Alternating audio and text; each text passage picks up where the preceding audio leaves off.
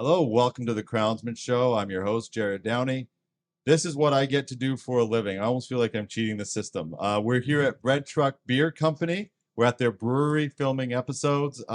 Really tough job I've got here. And I've got Lars on. Out of respect, I don't say your last name anymore because I can't even come close. What's your last name, Lars? You could try with Kurandt Jaeger. Every time you say, I'm like, oh, it gets tougher every time I hear it.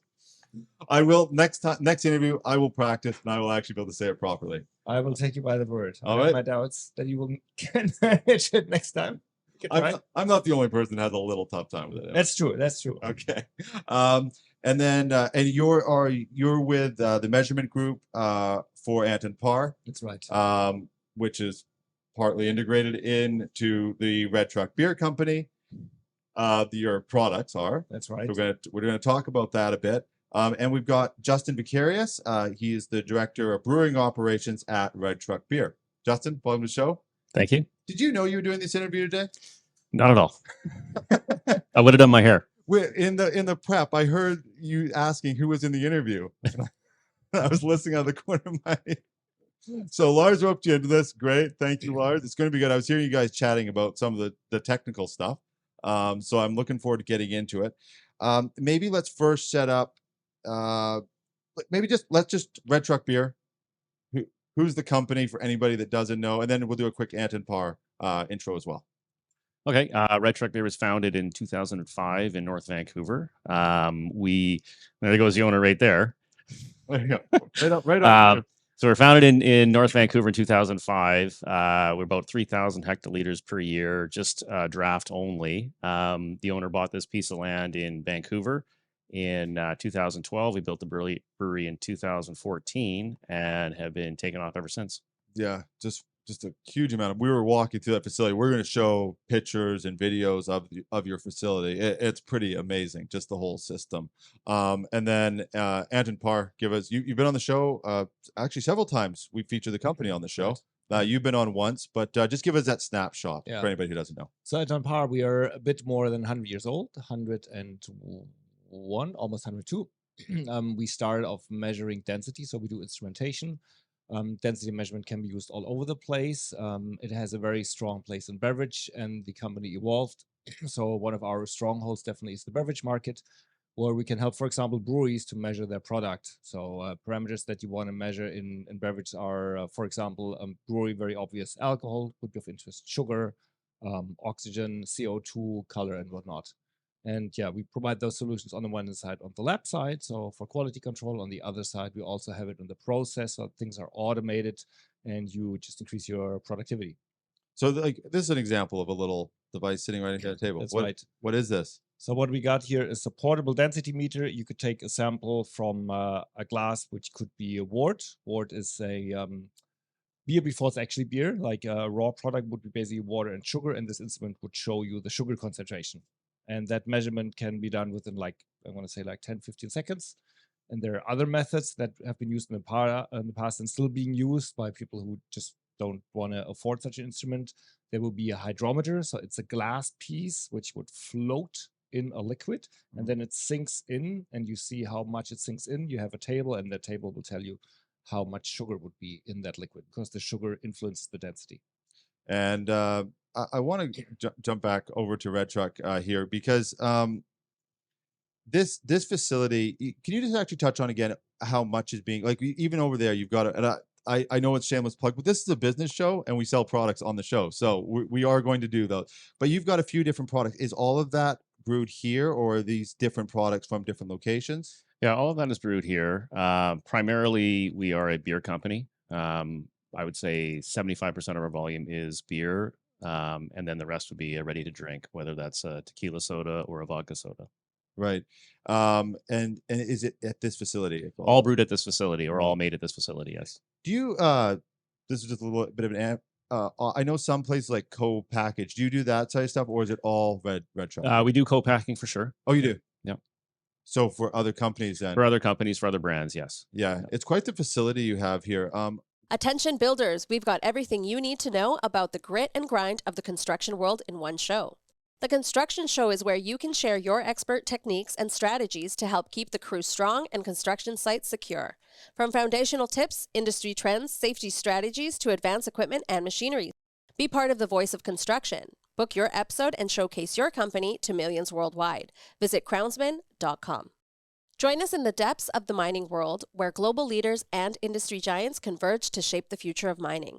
From groundbreaking technologies, advanced machinery, revolutionary safety measures, to sustainable initiatives. This is the voice of mining. This is Mining Now. Showcase your company to millions worldwide. Book your episode now. Visit crownsman.com. One thing I wanted to do in this interview is because some of the questions about the brewery and Anton Paar, where you're placed in, is a little beyond me. I've done a few interviews with Anton Paar, and it's, you got to know your stuff. You got to have a bit of a degree to even ask the right questions. So I actually want, Lars, if you could ask Justin a few things that would sort of tee up to give the audience an understanding.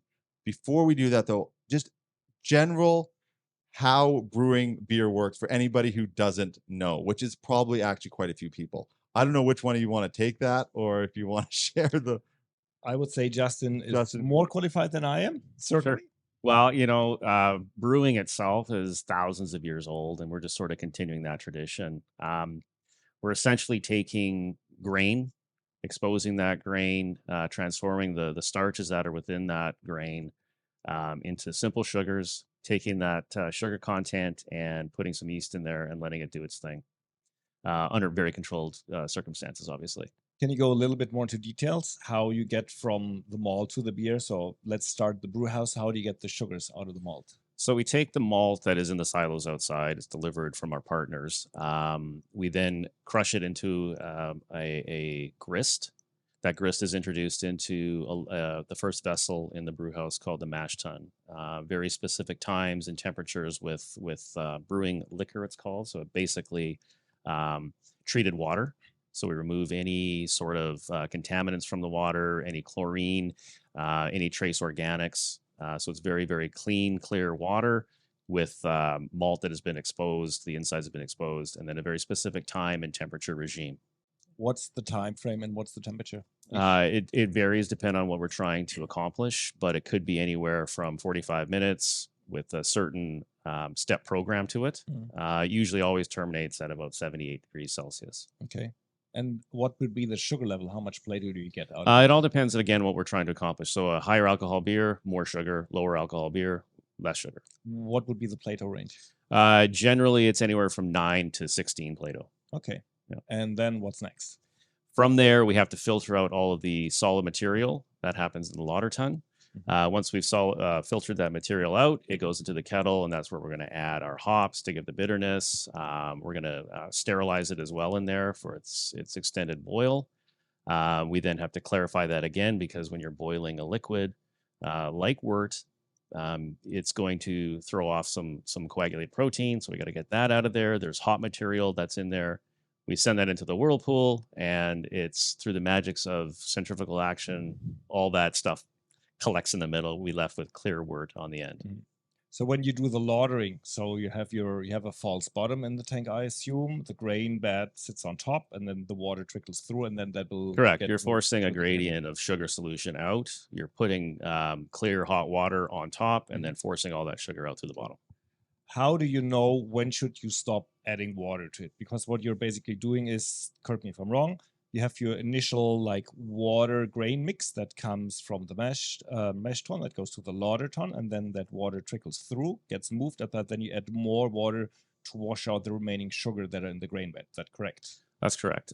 We do monitor throughout the process what we start with and what we end with, and there is a window of the sugar solution that we need to capture.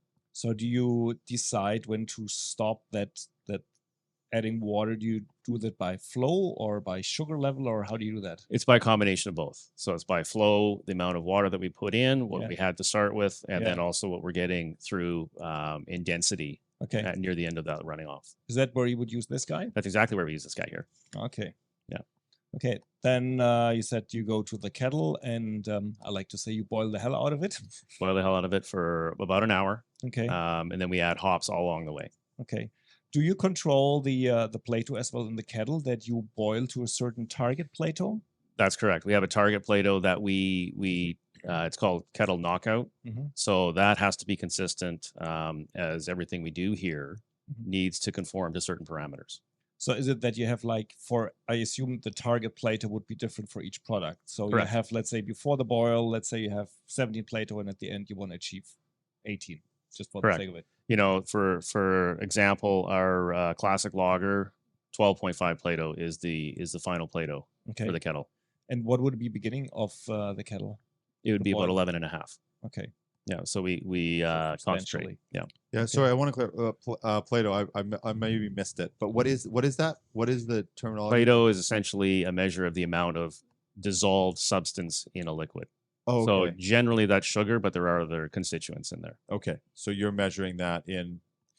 We measure in Plato using hydrometers and densitometers. Okay, my job is to just jump in here every few minutes and say, and what does that mean? And what does that mean? Sorry, Lars, continue. So to simplify, you correct me if I'm wrong, but if you have 0 Plato, there's no sugar in the water, and if you had 100% Plato, it would be basically sugar, no water. Yeah. Okay. That's correct. So Okay. then we were at the just after the whirlpool. Then comes what? What's the next system? Cooling and then oxygenation. So we take something that's about 99 degrees Celsius. We have to cool it down because we need to introduce yeast to it. And so we will cool it down through a plate and frame heat exchanger. And as soon as it's cool, we will add oxygen. And that oxygen needs to be in there to get the yeast growing. And it's the only point in brewing that you need oxygen. What is the size of your fermenters? Our brew size is 60 hectoliters, and our fermenter size is generally 300 hectoliters. So you have then multiple brews going in one fermenter? 5 brews will go into a fermenter. Wow. And again, Okay. gives us good consistency. Yeah. And obviously, the floor space demands it. Yeah, it's a high building. Yeah, very high building. So when you aerate, do you measure that, or how do you control that? How do you make We sure that you do got the right measure it, amount? but right now it is on a setting, and so we're making assumptions. Okay, so you measure the flow, or you measure the actual? We measure the Oxygen flow, and then content. we measure the result of it. So we can measure the amount of oxygen we're putting in, Yes. and then what is actually dissolved in the wort after How do you measure that? through the C box. Oh, okay. So that means you then you go only to like 10 or 8 pp. 8, about 10 ppm. 10 ppm. Yeah. Would a sensor help you there to automate it? Have Yes. the oxidation. Yes, Or it do would. We've actually got a pamphlet here. No, I'm kidding. No, I actually want to hear this conversation though. So, okay, so can you just clarify? So, how are you doing it now? And then you're asking about a sensor with the thought of. I just want to sort of flesh out this conversation a little bit to understand, just so the audience understands the options Sure. you can look at. So we set it based on a rotameter, and we actually confirm it further down the line. We do a spot check about once a week just to make sure that we're getting the right levels dissolved in there. And then you're asking about a sensor. The thought being which? Yeah. So maybe a step back for the audience who may not be as much beer savvy as Justin is. So to make beer, what you need is sugar, and you need oxygen. You need the right temperature. You add the yeast, and then the yeast will create the alcohol. And you need a certain amount of oxygen, otherwise the yeast can't do the job. So while what is being pumped into the fermenter on its own will have a certain level of oxygen, that usually would not be enough, particularly when you have big tanks for the yeast to do a proper job. And therefore, oxygen aeration will be added, so to artificially increase the oxygen level. And there are kind of 2 options. One option is you can just add something and hope for the best, or you actually have a target and you verify how much oxygen you add, that you're at the target. And question back to Justin. So if you got the wrong amount of oxygen, if you come in too low, you got stuck fermentation where you just don't get to the level where you want to be. And if you have too much, you can get off flavors. Is that correct? Absolutely. Yeah. But you're not using a sensor for that. You're spot checking. We're spot checking. Yeah. Yeah. So this leads to another interesting question, because there's some places you automate, some places you don't. And how is that? How are those choices made? Is it style? Is it system in place? You have experts in different fields at different points in the brewery. For us, when we installed the brewery, it came down to cost. Yeah. to be perfectly honest. Yeah. It was something that we felt that we could do with an offline system. Right. A perfect world situation, we would have an inline oxygen sensor. Right. So in these systems that you have, I'm going to ask just a way step back question. How much has the systems changed from like I walked through your facility again? We're going to be throughout this interview. People have already seen footage. How much of this system would have I seen 50 years ago, 100 years ago, 10 years ago? Like, how much does it change in the, like you were talking about adding oxygen instead of having it just open air, as I'm guessing the other option, having a great big area. That would not be good. The beer would tip, so you would get Right. yeast infections. That wouldn't work. Right. So how much has these systems changed over years? Well, it's interesting. Fundamentally, it's the exact same thing that people are doing thousands of years ago. Yeah. But the increase in automation and instrumentation it's taking us up a step Right. from where we were. Yeah. 50 years ago, you would not see any of this instrumentation. Right. 20 years ago, that's when you start to see that increase. Yeah. Yeah. And does it where does it make the most difference? Is it in efficiency, accuracy, all the above? For all of that, but mostly for quality at Yeah. the end of the day when it comes down to the consumer having that, fresh beer. Yeah. Yeah. Is it again, and Lars, I'm going to hand it back over to you for a second. Now, I'm not a beer expert, but if I had a beer that you'd manufactured 2 years ago as today, would I be able to tell the difference? Would the person here that's doing the testing, would they be able to tell the difference? Very much so. Yeah. Really? Yeah. Beer definitely has a shelf life, and all the things that we do along the way, we want to elongate that as much as possible. There is a finite shelf life. Yeah.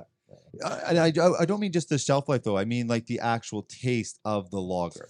Yeah, that's sort of, I guess, what I'm referring to. Shelf life for beer, generally, there's nothing that can grow in beer that would actually harm you. Yeah. But flavor deterioration happens over time. Yeah. Yeah. Would, though, a new one that's been brewed, sorry, well, I'll clarify. If I tasted a fresh one from a year ago from a fresh one today, would those two taste? Those two would taste the same. They would Yeah. taste the same. My job is to make sure that we are consistently putting out beer of that highest quality. Right. Yeah. Okay, Lars, I'm going to hand it over to you. So Sure thing. my So, Justin, you said so. You add the hops on the hot side, and then you get the whirlpool to remove them. Do you also do dry hopping? We do dry hopping. Yeah. Craft beer sort of demands that there's a lot of dry hopping happening, even though I'm a lager person. So you do that in the fermenter, I assume, correct? We do it in the fermenter, but we do have a separate vessel that we add deaerated water and the hops to. Okay. And then we purge all of the oxygen out of there and then reintroduce as we're circulating through the vessel. So then by that you minimize the oxygen pickup Yeah. that you would have. Yeah. There's only one place that we want to have oxygen, and that's for the yeast when we're initially pitching. Yes. Get that biomass growing, and Yes. then that's it. No more oxygen. Okay. So when you add those the hops through that process, do you do that beginning of fermentation, middle, end? It depends on the style again. Usually it's closer to the end, but there are some styles that you do probably mid fermentation. So correct me if I'm wrong. If I have some oxygen pickup, I do it beginning or mid of fermentation. It's not that much of a deal. If it's at the end of fermentation, that certainly is a bummer.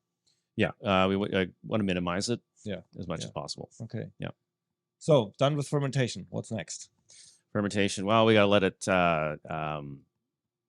store. There's a storage period that is usually for a lager about 4 weeks for us, and for an ale or an IPA or something like that, it's going to be about a week. At which point we're going to crop off any yeast that's been settled on the bottom, crop off any hop material that's collected on the bottom, and then we have to clarify it for packaging. So do your beers, your brews age in the fermenter? So you drop the yeast, you let it sit in the fermenter, or you we do a unitank process. So we Okay. ferment and condition in the same vessel. Okay. And so I've seen you have a centrifuge down there. So when does that come into play? That comes into play as soon as we're finished. We're happy with the storage of the beer. It's tasting good. We've done all the analysis on it. Then we clarify it and deliver it to a bright beer tank. So the centrifuge essentially, beer with sediment goes in, clear beer comes out the other side. So this could potentially be a source where you pick up oxygen It is a source where there is massive potential. Yes. So do you verify that with a C-box? You have a We sensor verify in it with a there? C box, so it's the end of firm. We make sure that the air levels and the CO2 levels where we want them. Through the centrifuge, we measure the inlet, and then we measure the outlet, and then we measure into the bright beer tank. What's a itself. C box? I got to pass that over to Lars. Do I need another pamphlet? No. No. A C-box is one of our instruments, apparently. Okay. So we call it C-box. Actually, it would be better to call it CBOX. So the CB is for carbon, OX for oxygen. So it's an instrument that measures gas in the beer or in environment. So it measures CO2. That we would measure that only in, could be a beer, could also be a soft drink. So we measure that only in the liquid phase. And the OX is surprise for oxygen. And we can measure that either in the environment. So we could measure, for example, if you have CO2, theoretically, if Justin buys CO2, there should be only CO2 in the bottle. Having that said, there will be some contaminants, so there will also be oxygen, but Justin wants to make sure that the O2 level that remains in the CO2 is really, really low, and you could measure that with a C-box as well. And then certainly we can measure dissolved oxygen, so it will be oxygen that is in the beer, and this will allow him to check throughout his process, are they doing a good job in having a low oxygen level? And this is part of the centrifuge within the centrifuge, or is this tested before or after? You can test it. I'll call it. Let me put my smartness here, and then I see where Justin corrects me. So you could measure at the end of fermentation. Theoretically, if the tank is all closed and the yeast did its job, and you had dry hopping really early on the process or not at all, then the oxygen should be basically fully consumed. So they should be very low ppb level. ppb means parts per billion, so there should be basically no oxygen. Is that correct? Correct. Yeah. Yeah, and then you run through the centrifuge. So what would be your pickup? Depending on what we're doing, again, and depending on the hop load, we could pick up around 10, 15 ppb across the centrifuge. Yeah. So when you purge the centrifuge, you do that with deaerated water? Deaerated water, correct. Okay. Yeah. So your water deaeration system, what system is that? Is that cold deaeration? Vacuum? We do ambient temperature deaeration through columns, and we have two systems. Okay. And how far down do you get it? What's incoming from the system? What do you get out of it? It depends seasonally. It depends, the temperature. Yeah. It's in the summer. It's a lot easier to take the dissolved oxygen out. But we're routinely in around 20 ppb. For our deaerated water. So and you use that, I assume, then to purge the centrifuge. Yeah, purge the lines in the centrifuge all the way to the tank, and then transfer through. Okay. I assume also for the deaerated water, you don't have an oxygen sensor, so you run with certain flow levels of CO2. Correct. And then you spot. And again, check it's a spot check. Yeah. Yeah. Okay. Yeah. And then from there, then you run to the bright tank, and then you carbonate the bright tank, I assume. We carbonate in line. Okay. We basically just top it up because there is some carbonation in the beer as it's passing through. Yes. So Justin, CO2 concentration after fermentation. So you go through the centrifuge. How much CO2 would be in there? That's dependent on the brand and the temperatures and all that. It could be anywhere from 0.8 to 1 volume of CO2. And what's your target? Again, it depends on the brand and the style. It could be 2.4 to say, some of our RTDs are over 3. Oh yeah, RTDs are higher. Yeah. So how do you get that additional CO2 in the product? We do have two systems. One is carbonation stones in our tanks, and that's primarily for the RTDs. And the other system is a manual CO2 addition. What does mean manual CO2 addition? We pump in CO2, measure in the tank, and make adjustments on the way. Okay. So we have to wait till we have a certain level within the tank. So we are at the sample point. Oh, we're too high, cut it back. Oh, we're too low, amp it up. Okay. Would there an automated system be useful? Sensor that automatically then measures the CO2, and then a valve that gets controlled depending on what the CO2 sensor says? I think I need another pamphlet, but yes, it'd be very helpful. Very helpful. I mean, in general, I'm well aware that all of these things cost money, and it depends on the size.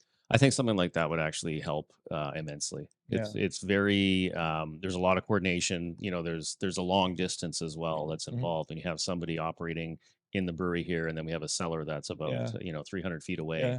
To get that level right is a bit of a dance. So it's a little bit off topic, but regardless, so you make beer and ready to drinks. Are basically all of your products carbonated? All of our products are carbonated. Yes. What is your yearly output about in hectoliters? It's about 40,000 hectoliters. 40,000 hectoliters. Okay. Okay. Something I wanted to just when you said, oh, that that sensor or that system would be good. When you're doing these systems, like you talked earlier about, it's an investment, it's a dollar investment, which we make all the time with what kind of camera we're going to buy, depending on what we're using, how much, production is going to go into that device, so it's a very standard way of doing business, of course. But is there also, when you're talking to an Anton Paar or any company, I mean, of course, there's all types of manufacturers integrated into a system like this. Does it ever get hard to just know what all is it like what all your options are and then you make the calculation of what to put in, what system to put in, or is it also about trying to figure out what all the options are? Is it hard to keep up with? I guess Yeah, it's hard to keep up with it. And if you look at brewing as a whole, it's a system of trade-offs. So yeah, where am I going to put this money? What's the impact of not spending it here versus here versus here? At Yeah. the end of the day, every decision that we make is to give a quality product. Yeah.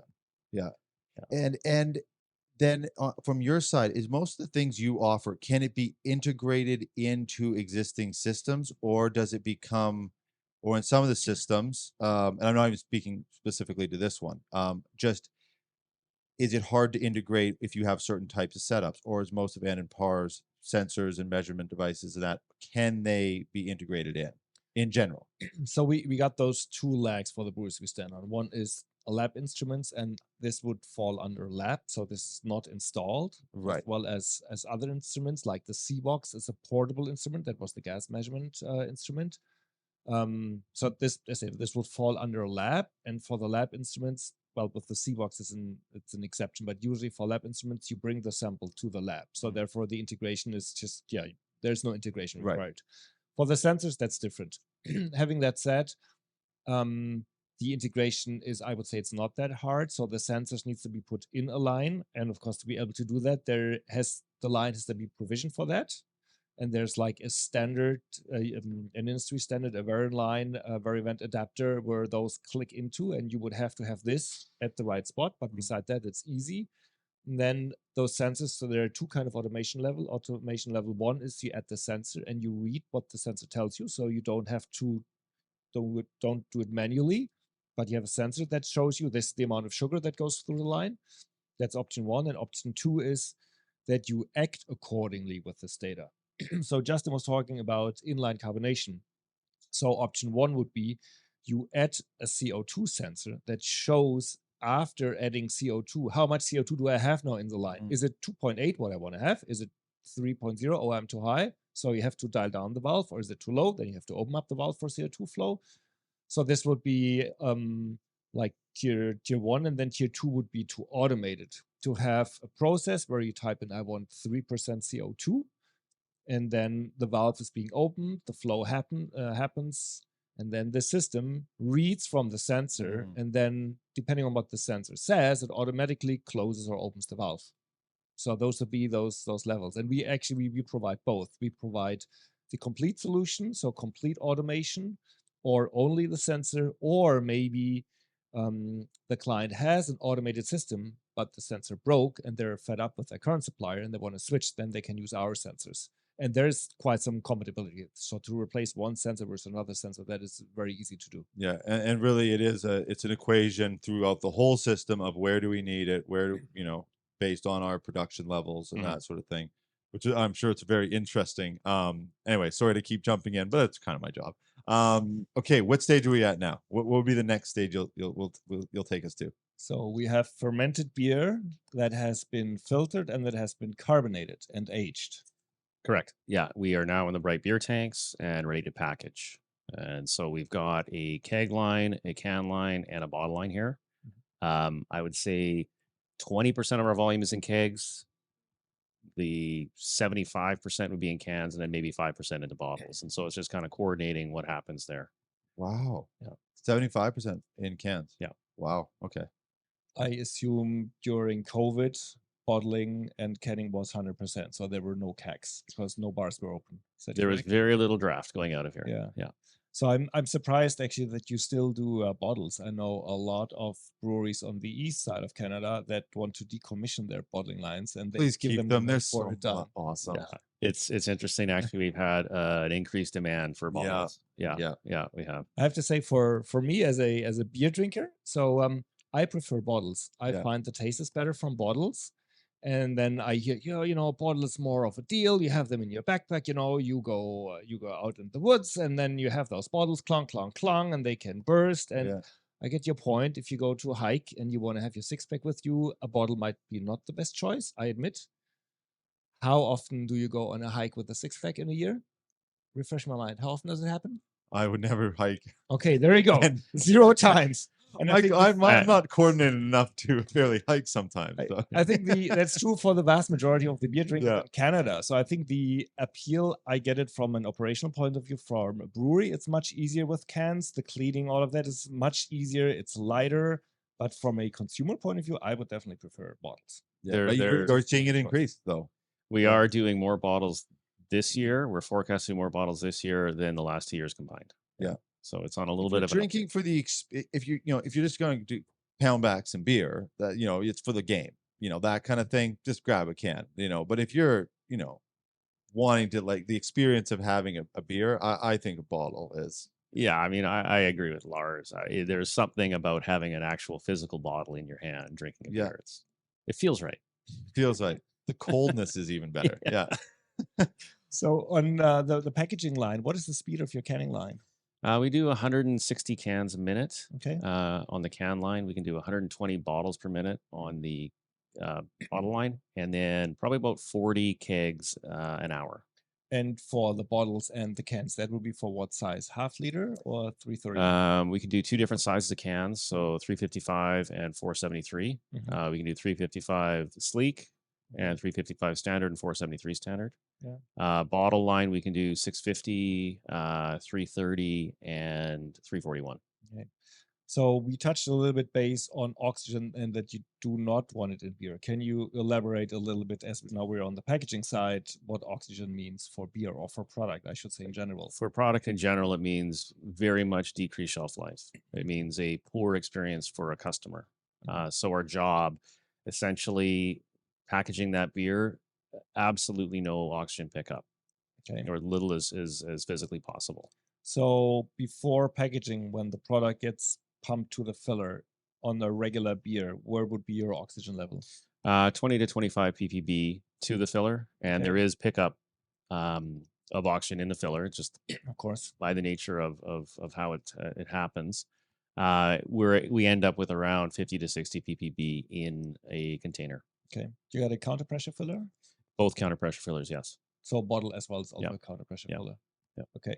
So and then you spot check that as well with the C-Box, I assume? It's spot checked at the start and the end of every run. Okay. So when you package, I assume you package more than one product per day. Is that correct?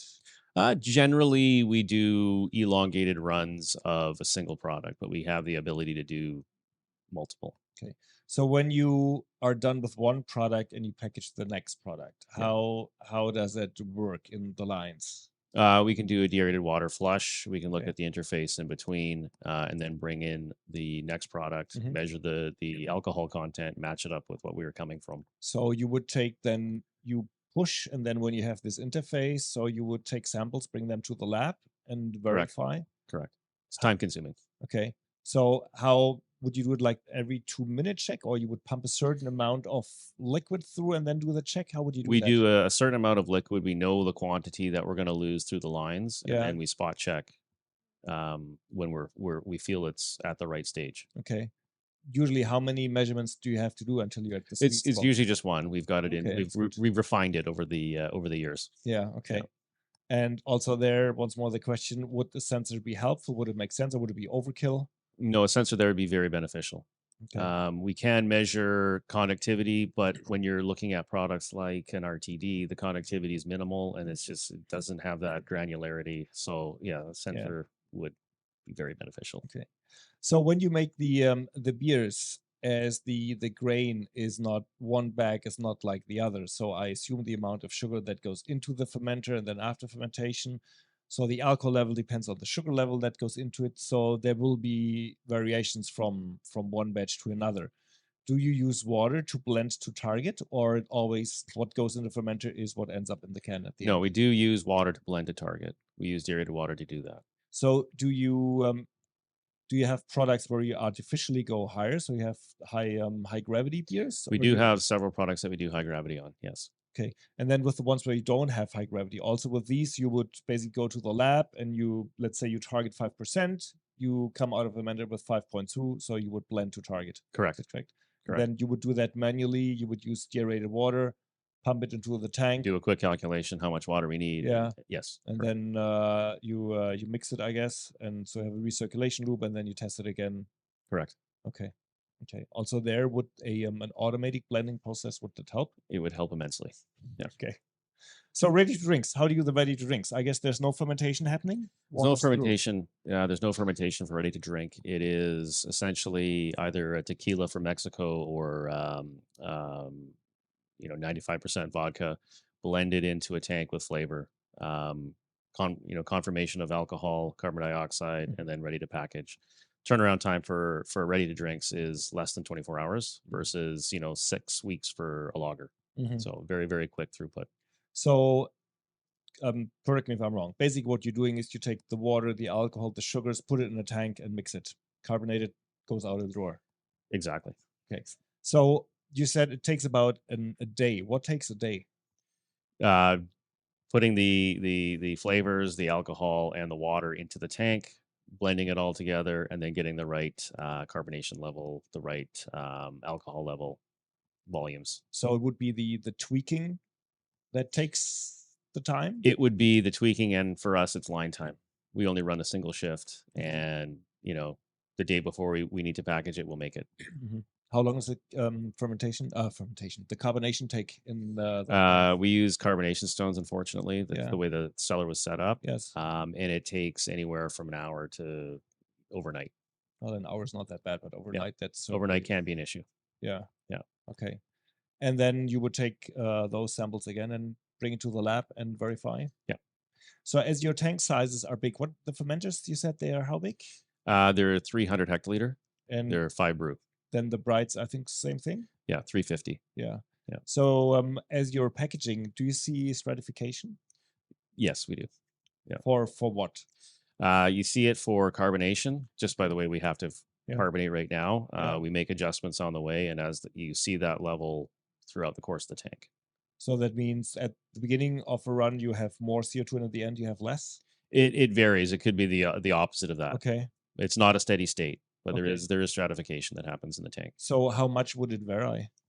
It depends really. It's hard to say, but it could be, we have tolerances that we set our specifications. This is what is acceptable to us. Maybe it's 2.6 to 2.8. It will be within that range, but you'll be noticeable. 2.6 here, 2.8 there. Yeah. So. Okay. So the products that you have from us. So we talked about where we use this guy, and then you have the C-Box that you use throughout the process, I guess I could say. Yep. And then we have the alkalizer that I can see from here in the lab. What does it measure for you, and where do you use it? We use the alkalizer at several points. So we use it for an end of firm, and that gives us the alcohol concentration. It gives us the degree Plato. It gives us the calories. So we know definitively what we have at the end of firm. We then do another sample when it's in bright beer, and then we will do another sample once it's in the can. We're reporting, call it 5% on a can. It has to be 5% within certain tolerances. So why did you say the alkalizer when it was bought? Were you here? Yes. At the time. So why an alkalizer? It's the best one out there, and the alternative is too time consuming. At the time it was basically just distillation, and that's not something I'm interested in doing. On the lab scale. I assume that in production it's a different story. It's a different story. But you just admitted that you get the tequila from Mexico, so correct. Just to sort of put a bow on it. because we've covered a lot of ground. And you see why, Lars, I couldn't have done this interview. I just don't have the knowledge to do this technical. And by the way, the audience, to both of you, is going to love this interview, because the more technical I get, the longer people watch for. So I'm very interested to see the stats from this one. But I was just going to, I actually just wanted to quickly ask you, is just your background to be able to be in this facility. Where did you sort of get to this position you're in? What did it sort of take in your career? Just because I'm listening to you guys talk, and if you hired me for your job, this place would be shut down within about 5 minutes. So I'm just trying to understand a little bit about your background. Sure. I did a master's degree in brewing and distillation in Scotland. Before that, I worked at a malting company for several years, both in Canada and abroad. I worked at a large corporate brewery in Vancouver for about 15 years, and I've been about 10 years here. So, Wow. yeah. There's lots of different pathways into the craft beer market, into the craft beer scene. That's just the journey that I took. Yeah. It's amazing. No, we covered so much. Our editors are going to have fun matching up pictures and sensors and the footage from here. And but it's this is why we actually do the show. Originally, when we started these shows, it was to have technical discussion so people can come on and be educated.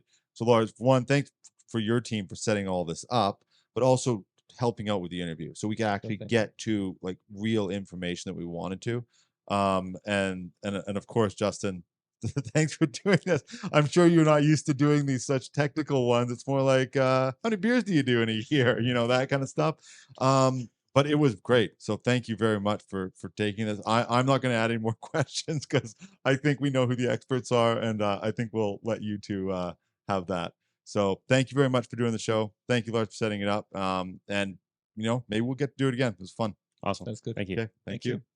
And thank you, everybody, for watching. Of course, we're going to have links to the Red Truck Beer Company. And we're, of course, Anton Paar, who's been a big supporter on different industry shows that we do. So we'll have links to them and LinkedIn, and you can connect with the guests directly and all that sort of thing. So thanks for watching, everybody. We will see you on the next episode of The Crownsman Show.